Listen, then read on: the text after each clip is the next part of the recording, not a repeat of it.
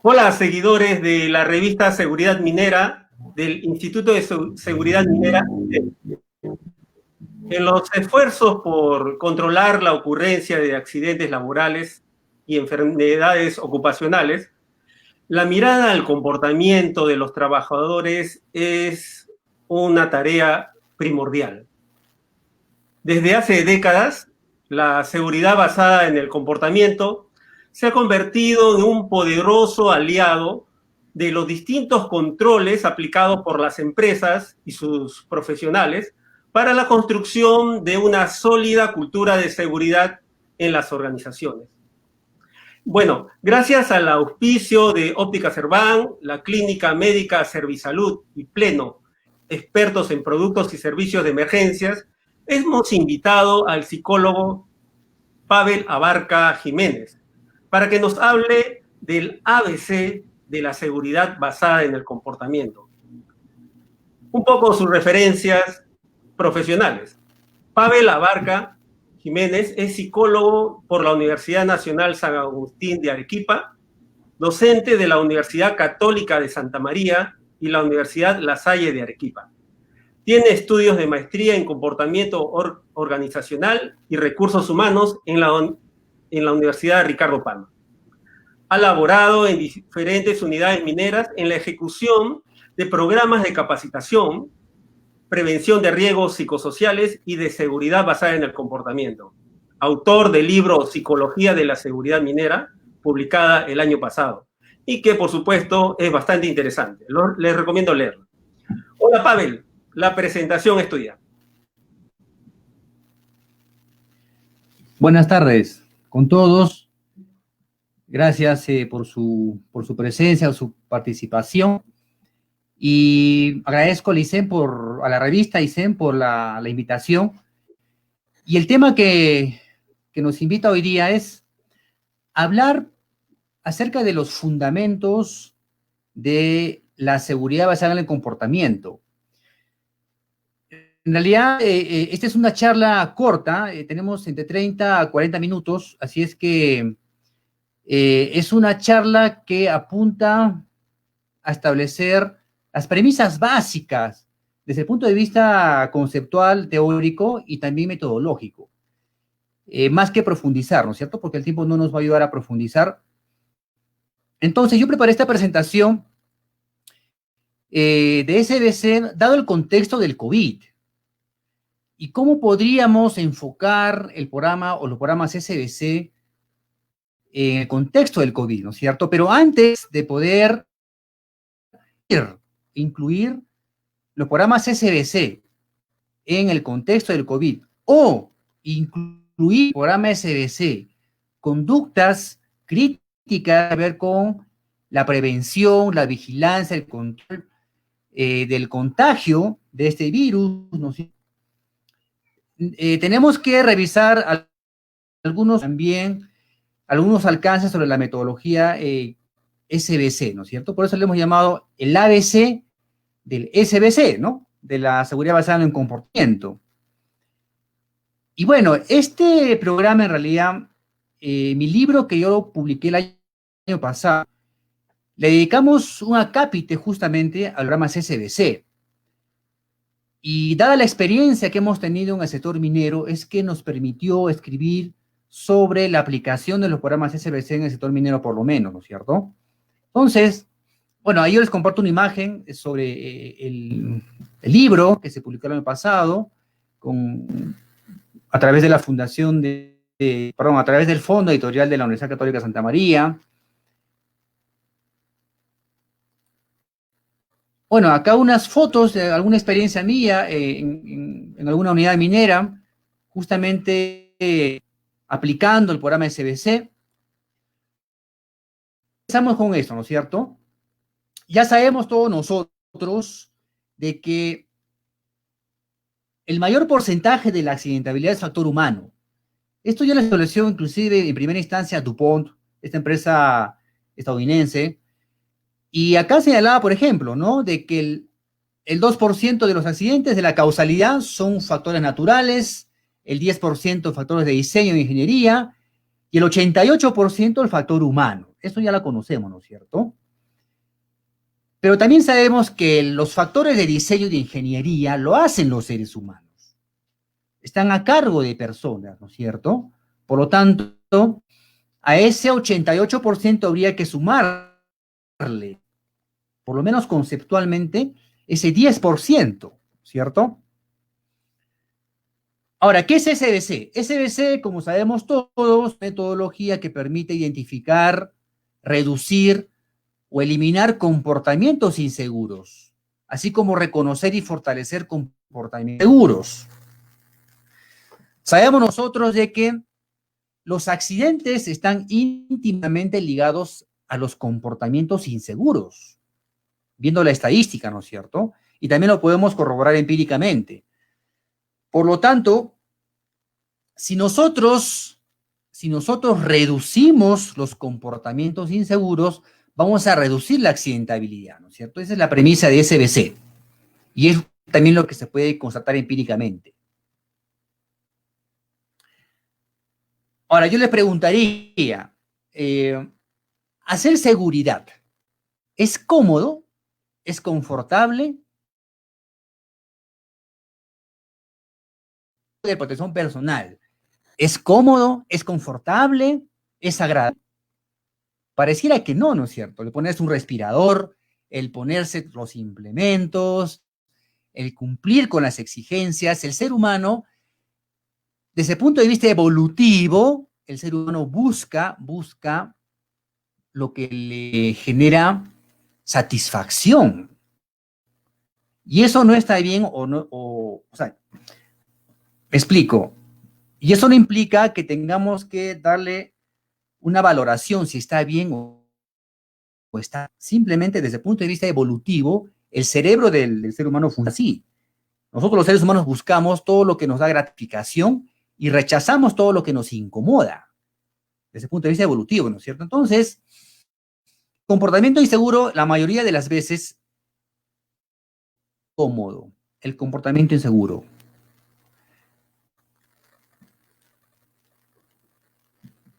Si tuviéramos esta opción de dos caminos para llegar al destino, el camino fácil y corto y el camino largo y difícil, ¿cuál escogemos? Bueno, simplemente si le quitamos acá el criterio moral de este problema y si entendemos al ser humano desde el punto de vista evolutivo nada más, evolutivo, es decir, con una visión antropológica, el ser humano por naturaleza va a escoger lo que le sea más corto y lo que le sea más fácil. Y obviamente que va a rechazar lo que le represente mayor dificultad y lo que le genere desagrado. Entonces, muchas veces el comportamiento inseguro de las personas son realizados porque detrás de un comportamiento inseguro puede haber comodidad. Por ejemplo, a ver, pongamos un ejemplo de un fumador empedernido, ¿no es cierto? Que es, pues, adicto al cigarro, al cigarrillo. Él sabe que es dañino, pero lo sigue haciendo. ¿Pero por qué lo sigue haciendo? Porque encuentra una recompensa. ¿Y cuál es esa recompensa? El placer. Él sabe que está mal, ¿no es cierto? Pero le genera placer, satisfacción, ¿no es cierto? Ya, el fumar, ¿no es cierto? Sabemos que es un comportamiento inseguro, daña la salud, sabemos, desde el punto de vista ético, desde el punto de vista valorativo, sabemos que está mal. ¿Pero por qué lo hacen las personas? Porque al final encuentra una recompensa, una comodidad, le da placer y le da satisfacción. Lo mismo pasa con los comportamientos en el trabajo. Muchas veces los trabajadores no utilizan los EPPs, por ejemplo, porque les resulta incómodo los lentes, o no pueden respirar bien, o simplemente sienten que les puede estorbar. Entonces les incomoda. Entonces la incomodidad pasa en primer plano y la seguridad, la normativa, lo valorativo pasa a segundo plano, ¿no es cierto? Ahora, Cuando hablamos de SBC, hablamos de comportamiento, ¿no es cierto? Vamos acá a situar conducta y comportamiento como, ¿ya? Pero en el ámbito laboral tenemos que utilizar comportamiento más que conducta, ¿ya? Porque comportamiento puede implicar patrones de conducta y porque también históricamente el concepto de conducta lo asociamos al ámbito escolar, por ejemplo, ¿no? Buena conducta, mala conducta. Entonces, en el ámbito de trabajo utilizamos comportamiento. Entonces, comportamiento sería algo que la persona hace o deja de hacer, o que habla o deja de hablar, que puede ser observado y que puede ser medido, ¿no es cierto? Muy bien. Ahora, tenemos uno de los fundamentos más importantes de los programas SBC, es lo que conocemos y lo que José Luis Meliá, este psicólogo de la Universidad de Valencia de España, lo planteó y que ya es muy conocido por los psicólogos que trabajamos SBC y también por la teoría tricondicional SBC. SBC, señores, apunta al tercer factor de la teoría tricondicional, ¿no es cierto? El primer factor de la teoría tricondicional es el poder trabajar seguro, es decir, que el trabajador tenga las condiciones mínimas, razonables de trabajo en cuanto a equipos, máquinas, que estén razonablemente seguras. Tiene que ver con las condiciones de trabajo. Entonces, que eso implica de que el trabajador pueda hacer seguridad, ¿no es cierto? La segunda condición implica que el trabajador sepa hacer seguridad. No basta con que las condiciones de trabajo en cuanto a máquinas, herramientas, equipos, insumos, materiales, estén razonablemente atendidos, ¿no? Y que sean seguros dentro de lo razonable. Sino que el trabajador tiene que saber trabajar seguro. Tiene que conocer los riesgos de su área de trabajo y tiene que saber los controles, cómo controlar los riesgos, cómo mitigarlos, ¿no es cierto? Y ahí, bueno, podemos hablar de la jerarquía de controles. Y esto implica, o en el segundo factor, de que tenemos que darle la suficiente información y formación al trabajador. Bueno, el tercer elemento, o el tercer factor, es que el trabajador quiera hacer seguridad. Ahí es donde SBC entra a tallar, ¿no es cierto? SBC actúa sobre el tercer factor. Es decir, que los trabajadores tengan los suficientes motivos internos, que se llama motivación intrínseca, y los suficientes motivos externos, motivación extrínseca, para poder trabajar de manera segura. Independientemente de que tenga las condiciones e independientemente de que sepa trabajar seguro, ¿cierto? Porque se dan casos de trabajadores que tienen las condiciones para trabajar seguro, tienen sus CPPs completos, las máquinas en buen estado, ha recibido inducción general, inducción específica, se los capacita, charla de 5 minutos, pero resulta que el trabajador no quiere hacer seguridad. Y ese es un problema actitudinal. Algo está pasando con las motivaciones del trabajador. Entonces, ahí es cuando actúa SBC.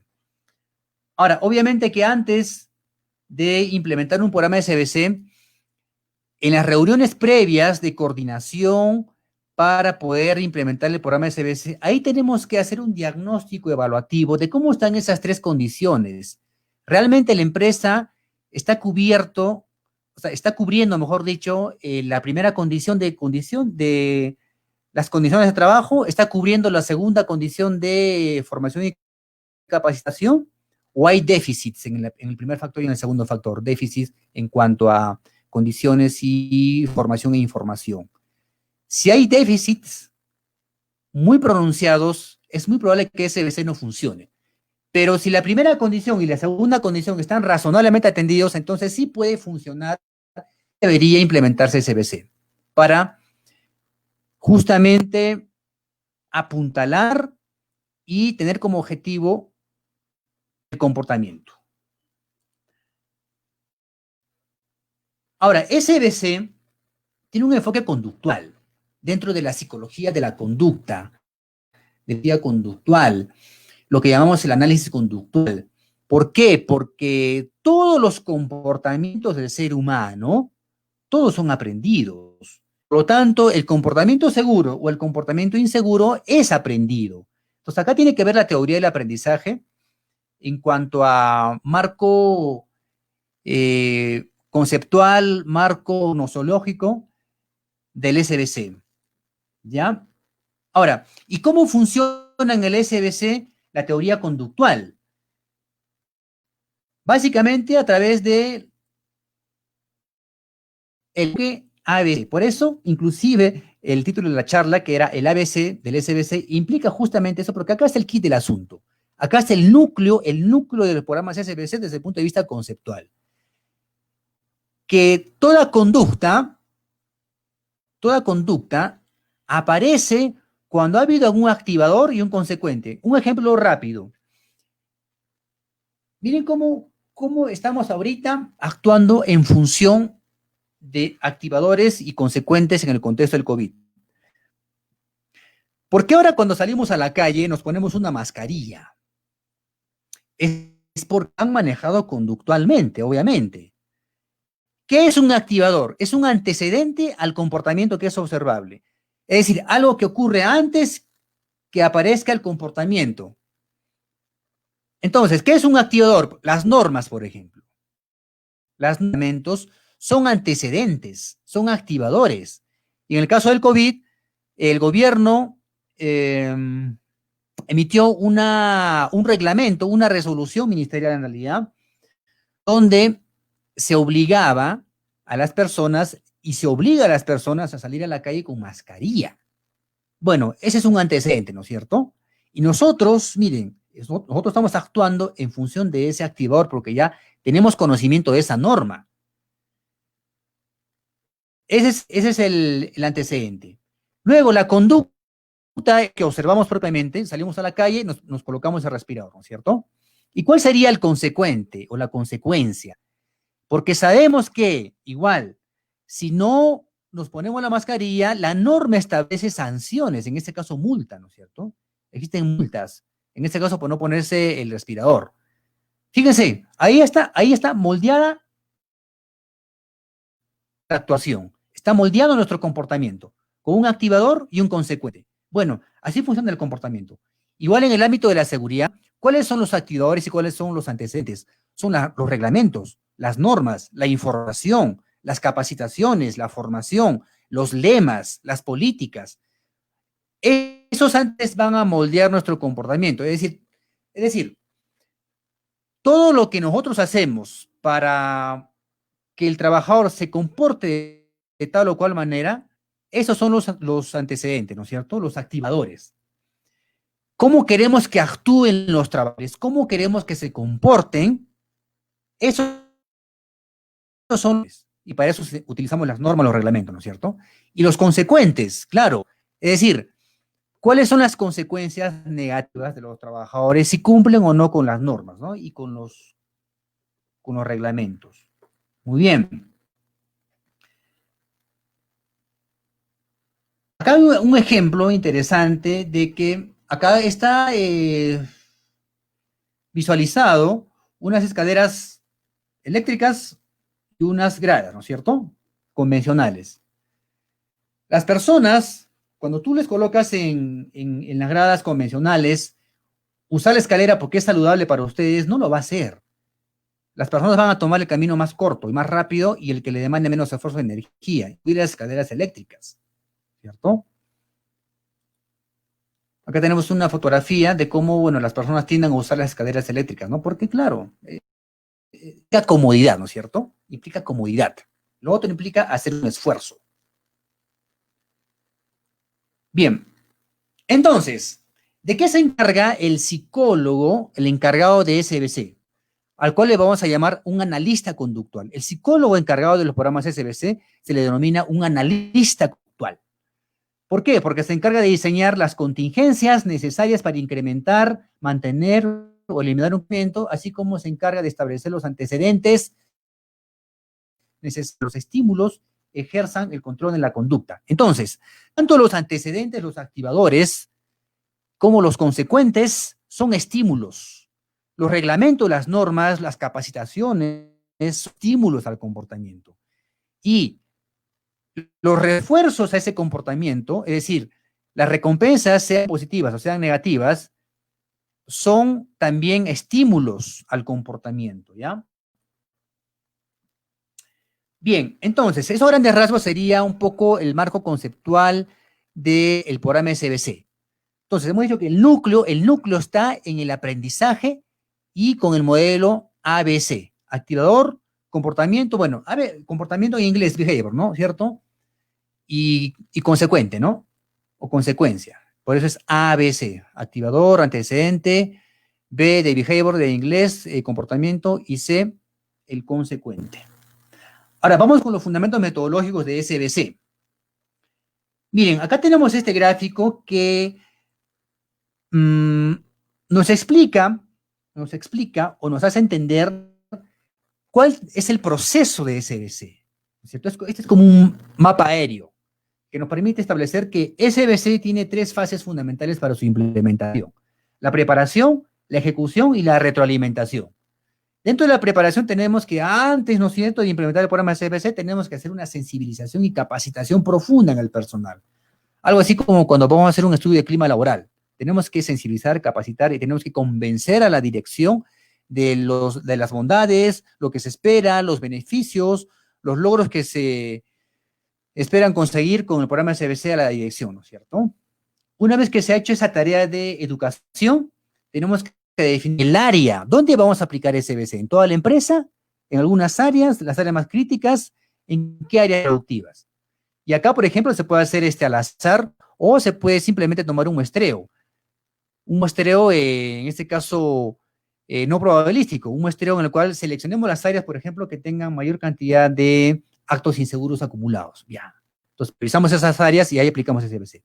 3, tenemos que capacitar, claro. Tenemos que hacer la capacitación ya más focalizada a las áreas donde se va a aplicar SBC.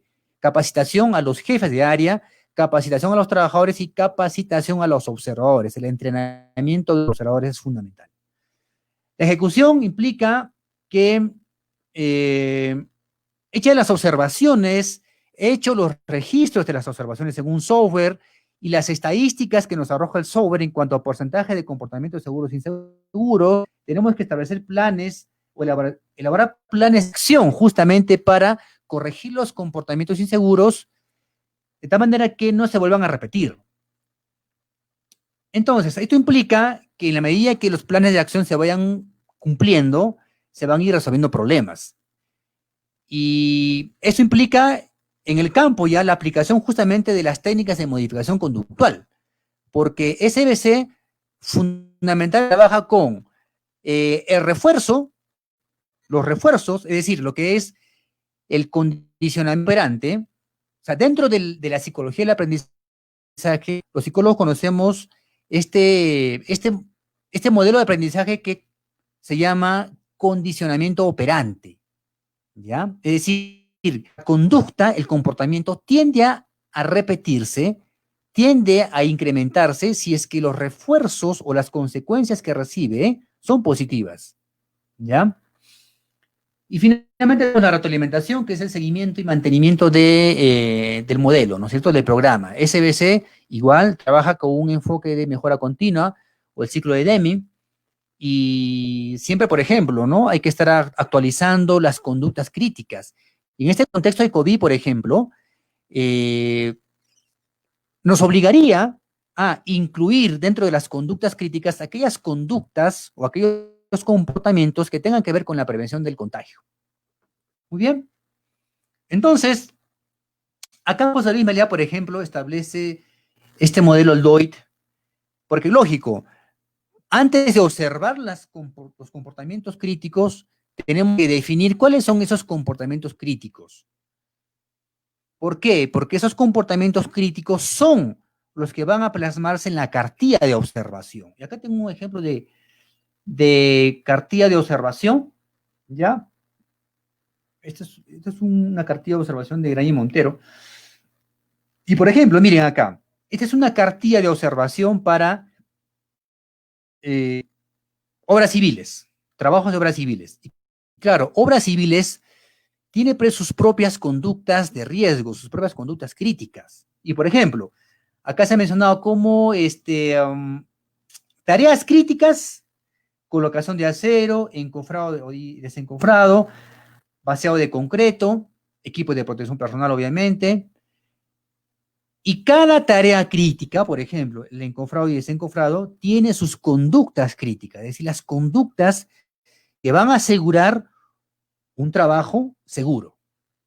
Y, por ejemplo, acá dentro del encofrado tenemos, verifica que él mantiene alejado su mano y dedos del área línea de fuego en el armado del encofrado. Ya, esa es una conducta crítica que los trabajadores tienen que evidenciar en su día a día cuando hagan el encofrado, ¿no es cierto? Entonces, si antes de hacer la observación tenemos que establecer las tareas críticas en la organización, las tareas críticas por área de producción, sea mina, sea planta, obras civiles, como en este caso, y dentro de las tareas críticas, ¿cuáles son las conductas críticas?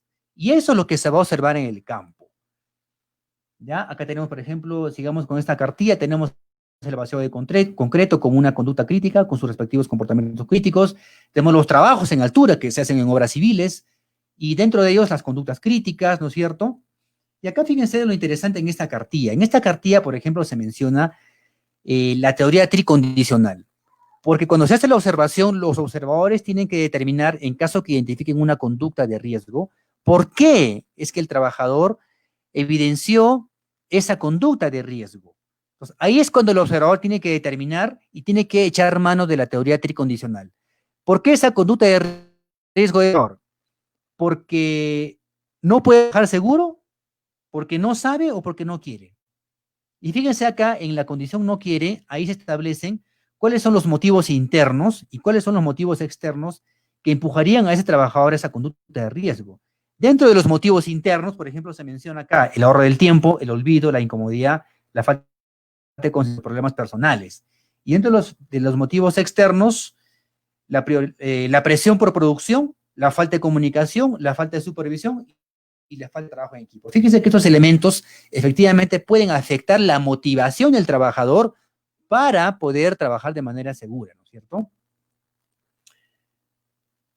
Bueno, una vez que hemos definido las tareas críticas, los comportamientos críticos, hemos elaborado nuestra cartilla de observación, ya viene la observación, que es el trabajo en campo de los observadores. ¿Sí? Bueno, tienen que ir al campo capacitados, entrenados, ¿no es cierto? Pero a grandes rasgos, la observación implica el prepararse, el observar, el conversar, el concluir y el responder con integridad, en el caso de los observadores, ¿no es cierto? Entonces, acá la principal herramienta de modificación conductual es el refuerzo y es la retroalimentación. Una vez que el observador registra su observación en la cartilla de observación, tiene que entregar las cartillas de observación al supervisor encargado de ingresar esa data, esa información a un software. Entonces acá el SBC tiene que funcionar con un software que nos permita arrojar estadísticas sobre el porcentaje de comportamientos críticos y riesgosos semanalmente y mensualmente. Entonces acá tenemos un ejemplo de software que nos arroja esa estadística semana a semana. Acá también, por unidad, por meses, cada empresa maneja su propio software, ¿no es cierto? Y acá viene el tema de SBC en el contexto del COVID. Fíjense.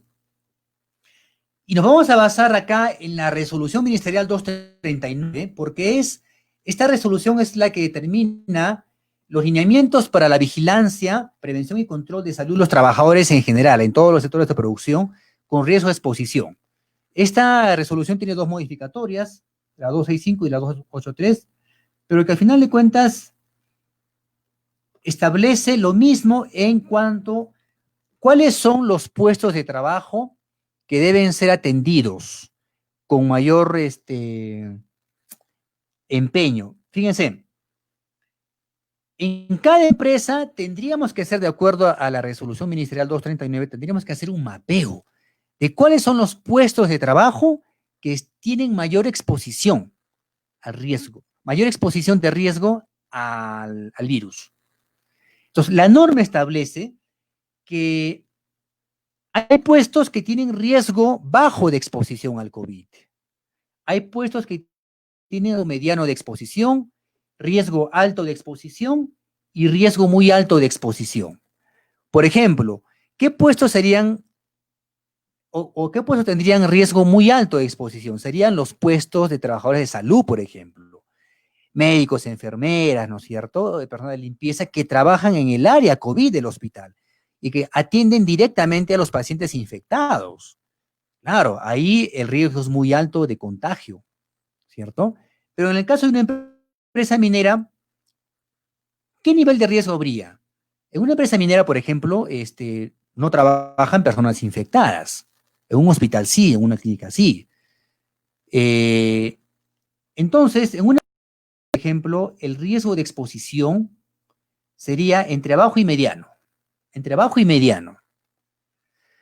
Pero bueno, hay que hacer ese mapeo de cuáles son los puestos de acuerdo a la frecuencia de contacto con otras personas, por ejemplo, del acercamiento a otras personas, y hacer un de cuáles son los puestos con riesgo muy alto, alto, mediano y bajo, en cuanto al riesgo de exposición al COVID. Muy bien. Hacemos ese mapeo y luego tenemos que, esto es una información que me compartió un colega mío hace muy poco, en realidad, que me la facilitó y del cual estoy muy agradecido, de la empresa Manpower, que ellos han podido diseñar o establecer también las conductas de riesgo que debieran ser observadas en el contexto de COVID. Y también estas conductas de riesgo, estas conductas, estos comportamientos de riesgo, podrían ser también observados en otros ámbitos, en otros sectores de producción. Entonces, fíjense acá, ¿cuáles son los comportamientos que deberían observarse dentro de este contexto del COVID y que nos permitan reducir el riesgo de contagio entre los trabajadores? Por ejemplo, comportamientos críticos a observarse serían el uso correcto del equipo de protección personal, de los EPPs, o relacionados con el COVID. Desinfección y lavado de manos. Por estar a la oficina, limpia la superficie de sus zapatos con solución infectante. Al llegar a la oficina, intenta no tocar nada, ¿no es cierto? ¿Qué más? Conductas reflejo. Desplaza boca o nariz en dirección a su antebrazo al momento de estornudar. Al momento de toser o estornudar lo hace en dirección contraria a las personas que se encuentran a su entorno. Entonces, este contexto, bueno, y lo último, ¿no? El distanciamiento social, ¿no es cierto? Evita estar a menos de 2 metros de distancia con las personas, verifica la cantidad de personas dentro de un ambiente. Entonces, acá hemos indicado de que una de las tareas de los programas SBC es que periódicamente tiene que actualizarse las conductas críticas que se observan.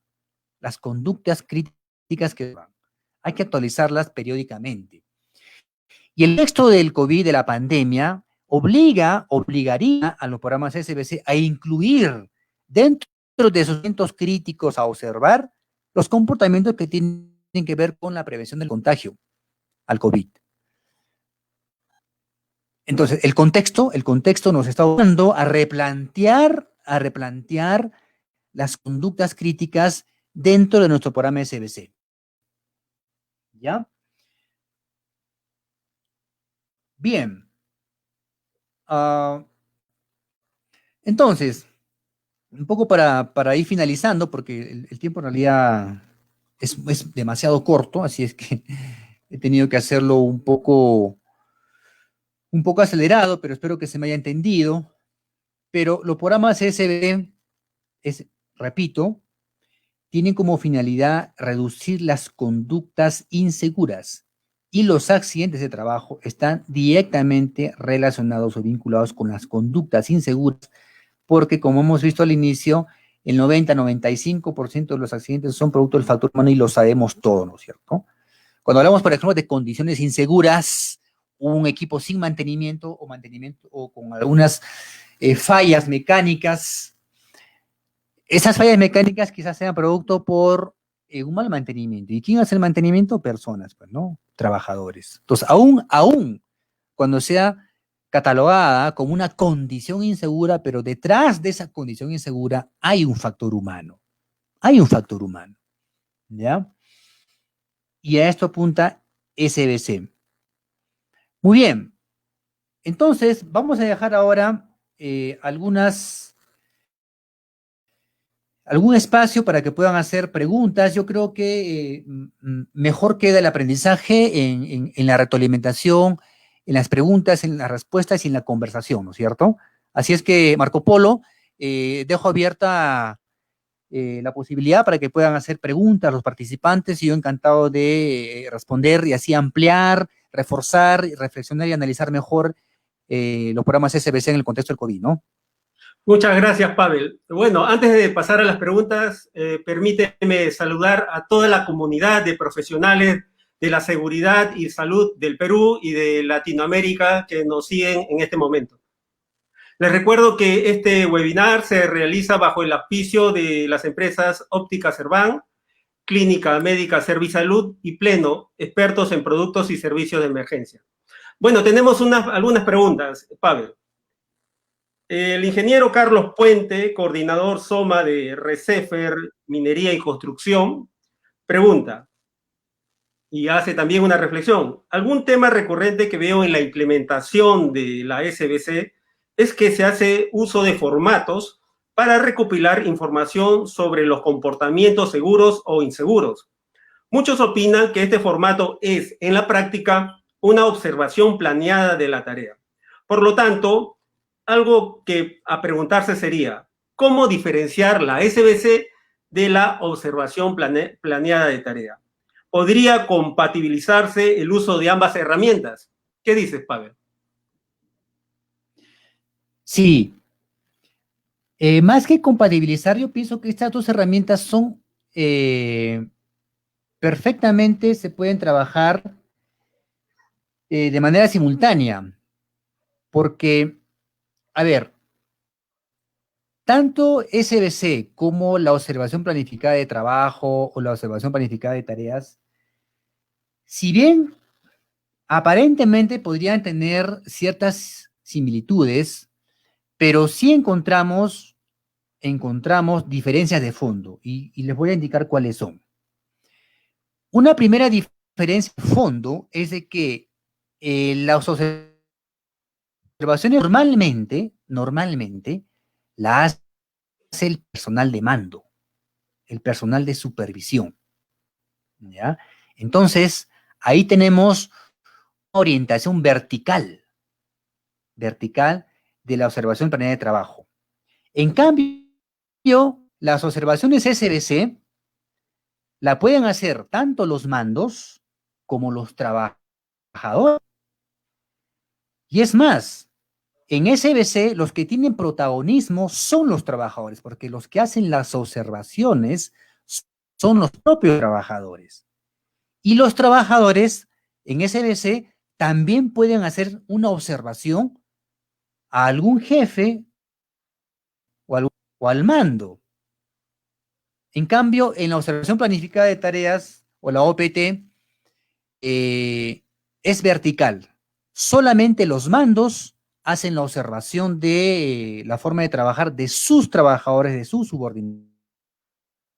Esa es una primera diferencia sustancial. La OPT es vertical, según la jerarquía, y SBC es horizontal. Porque inclusive, como les dije, los observadores pueden hacer alguna observación de trabajo a algún supervisor, a algún jefe, o de repente algún trabajador de una contratista puede hacer una observación SBC a un jefe de área de compañía, por ejemplo, ¿ya? Y ahí nadie tiene que molestarse, ¿no es cierto? Porque SBC no es una herramienta para encontrarles. SBC es observación preventiva, no es observación punitiva. Y la OPT, por ejemplo, sí tendría una mayor carga de observación punitiva y de corrección. Entonces, ahí tenemos una primera diferencia. Una segunda diferencia entre estos dos tipos de observaciones, que son dos herramientas en realidad, es de que las observaciones SBC generan estadística. Y en la observación SBC también nos enfocamos tanto en las conductas de riesgo como en las conductas seguras. O sea, nos interesan ambos tipos de conducta, las seguras y las de riesgo. En cambio, en las OPTs, fundamentalmente se enfoca en las conductas de riesgo o en los desvíos que se conocen, ¿no? Los desvíos, para corregir los desvíos, para corregir la conducta de riesgo. ¿Se dan cuenta las diferencias?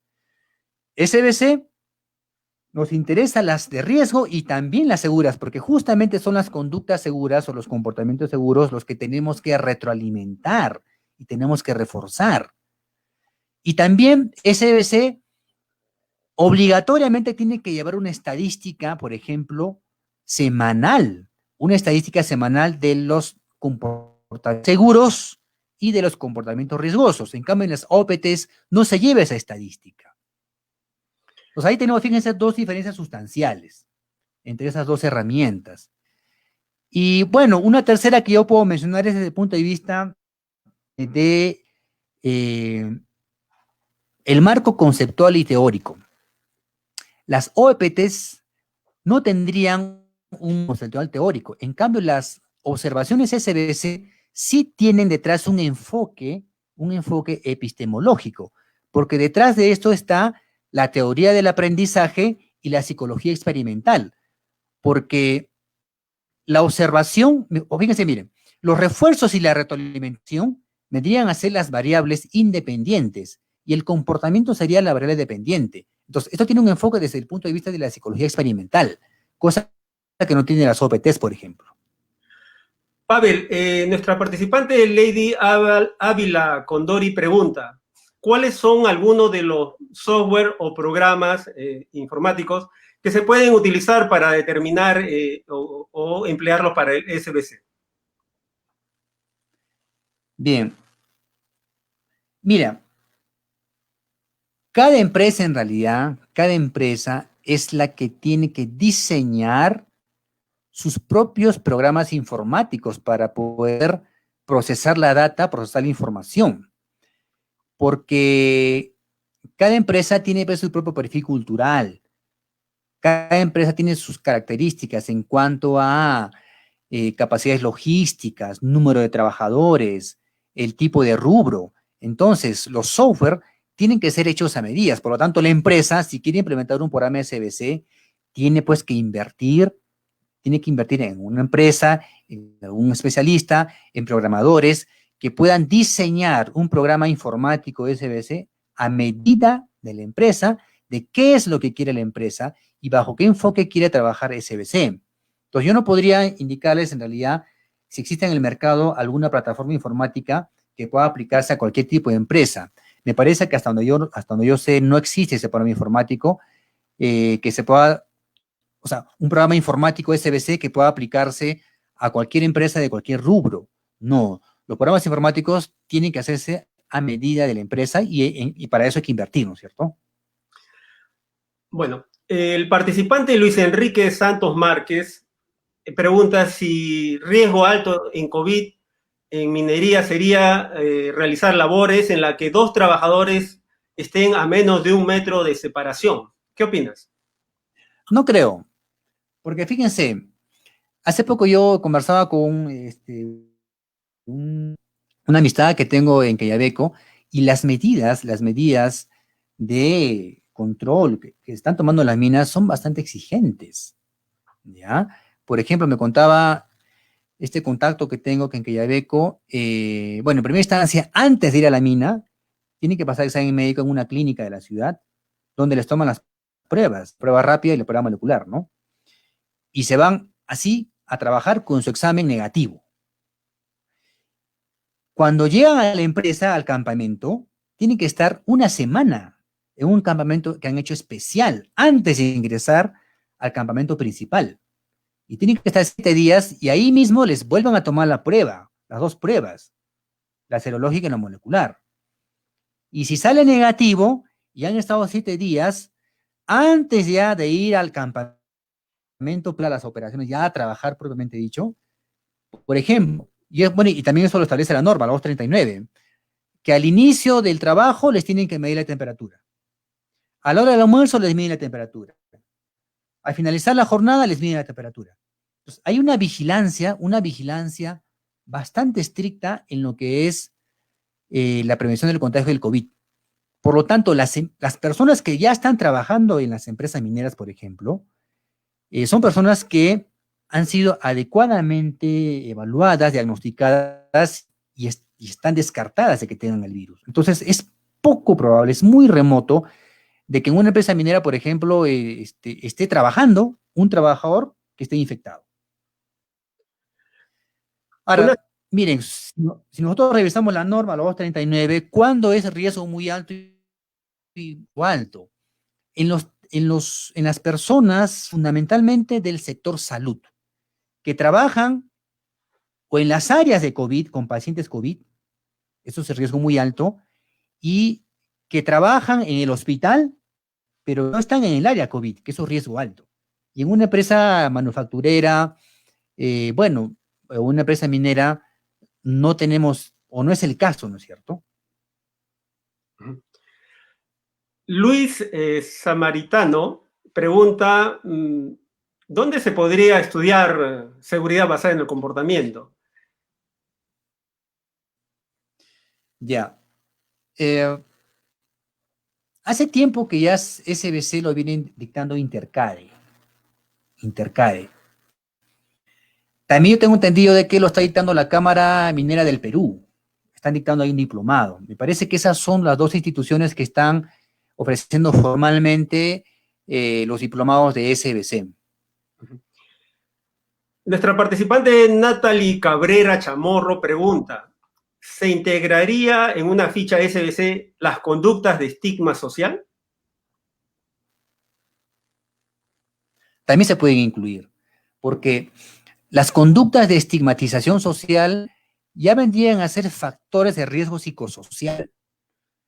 Y sí, son comportamientos que en esta época donde todos estamos tan atemorizados, estamos tan asustados y nadie quiere contagiarse, que cuando sospechamos de una persona que pueda estar contagiada o de una persona que dio positivo, hizo 14 días de su cuarentena y retornó a trabajar, las personas tienden a aislarse, tienden a evitar a esa persona. Y eso es justamente lo que tiene que evitar si la empresa tiene gran responsabilidad para hacer conciencia, para hacer educación, de que esas personas que son sospechosas, o aunque han sido infectadas, pero que ya salieron, esas personas no son un virus. Las personas son seres humanos, que tienen familia, que tienen sentimientos, que sufren también. No se puede cosificar a las personas, son seres humanos. Entonces, sí, yo pienso que hay que hacer vigilancia de ese riesgo psicosocial o ese factor de riesgo que es la estigmatización social. Y claro, ese factor de riesgo de estigmatización se plasma en conductas, ¿no? En conductas, que son conductas de discriminación, conductas de estigmatización. Y sí, yo pienso que sí deberían incluirse, ¿no? Dentro de una cartilla de observación, por ejemplo. La participante Delia Ramírez Espinosa pregunta, si ya se viene trabajando en muchas empresas el tema de la seguridad basada en el comportamiento, pero aún se sigue viendo con frecuencia muchos accidentes, ¿qué recomendaría usted para mejorar los indicadores de seguridad? En esta pregunta permíteme hacer otra pregunta. ¿Qué cosas en este aspecto se está haciendo bien y qué cosas se está equivocando en las organizaciones respecto a la implementación de la seguridad basada en el comportamiento? Por favor, Pavel. Sí, es una pregunta muy interesante. Justamente para eso están las auditorías de los programas SBC. Es probable que los programas SBC estén fallando en el enfoque del programa o en el proceso del programa. Entonces, se tiene que hacer una auditoría interna del programa SBC o una auditoría externa, algún especialista que pueda auditar el programa SBC en sus diferentes aspectos, desde todo lo que tiene que ver con la documentación del programa SBC, todo lo que tiene que ver con la capacitación de los observadores, cómo han sido capacitados, en qué han sido capacitados, cómo se los ha capacitado, en relación al software, por ejemplo. ¿Qué tipo de información es la que arroja el software? qué, qué tan amigable, por ejemplo, es el software para los usuarios. También se tiene que hacer una auditoría de, por ejemplo, la cantidad de observadores, etc., etc. Entonces, se tiene que hacer, solamente haciendo una auditoría interna o externa, se puede identificar los cuellos de botella del programa SBC. Ahora, también pueden haber externalidades. ¿A qué me refiero con eso? A que pueden haber factores ajenos al programa SBC, porque quizás el programa SBC esté bien enfocado y se esté trabajando adecuadamente en cuanto a proceso, pero hay cosas externas que sí pueden afectar al programa SBC, como por ejemplo la falta de financiamiento, ¿no? La falta de recursos, el pobre o de repente el inexistente compromiso de la dirección con el programa SBC. Factores de riesgo psicosocial, por ejemplo, que estén generando condiciones de trabajo inseguras. Hemos dicho que SBC trabaja fundamentalmente con el comportamiento y con las motivaciones. Pero ¿qué pasa, por ejemplo, si tenemos la presencia de factores de riesgo psicosocial, como por ejemplo la presión por producción, ¿no? Cuando hay una asimetría entre la exigencia de trabajo y el tiempo que tienen para entregar un trabajo, es decir, hay sobrecarga de trabajo, hay mala supervisión, existe de repente condiciones de trabajo para las contratistas, por ejemplo, trabajadores impagos. Esos son elementos de condiciones de trabajo que pueden afectar la eficiencia de los programas SBC. Pavel, tenemos un poco de limitaciones de tiempo, un par de preguntas más. Son varias, pero bueno, los asistentes tienen ahí algunas referencias para contactarse contigo. Humberto Arriaga pregunta, ¿qué seguiría cuando los comportamientos críticos ya son cumplidos en prácticamente un 100%? ¿Qué sigue después de eso? Claro, la madurez de una cultura de seguridad justamente es cuando ya no se necesita de manera tan frecuente hacer reforzamiento y hacer retroalimentación. No nos olvidemos de que finalmente con el programa SBC y con cualquier gestión de seguridad en el factor humano es que el comportamiento de los trabajadores se torne independiente, interdependiente,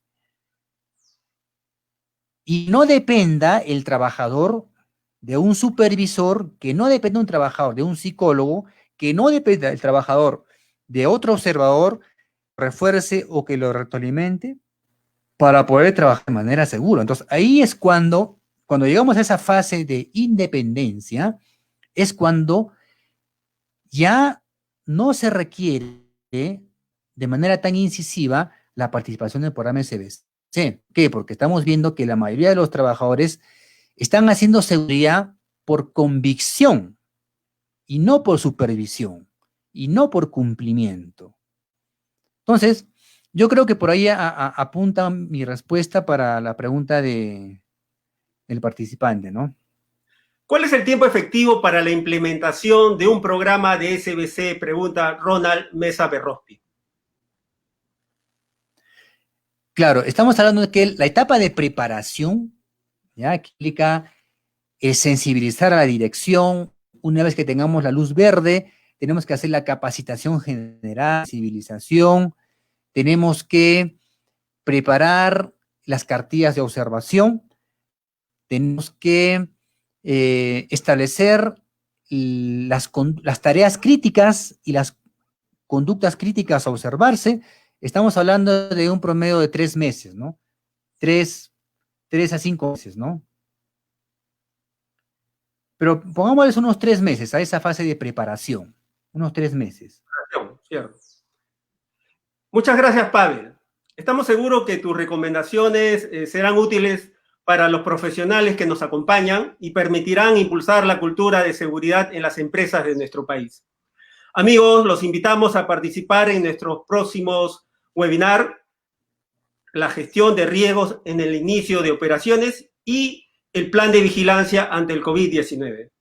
Les recuerdo que la edición 159 de nuestra revista Seguridad Minera ya se encuentra en distribución. Para recibirla, solo tienen que suscribirse gratuitamente a nuestro boletín electrónico mediante la página web revistaseguridadminera.com. Cuídense mucho y hasta pronto. Gracias, Pavel. Gracias.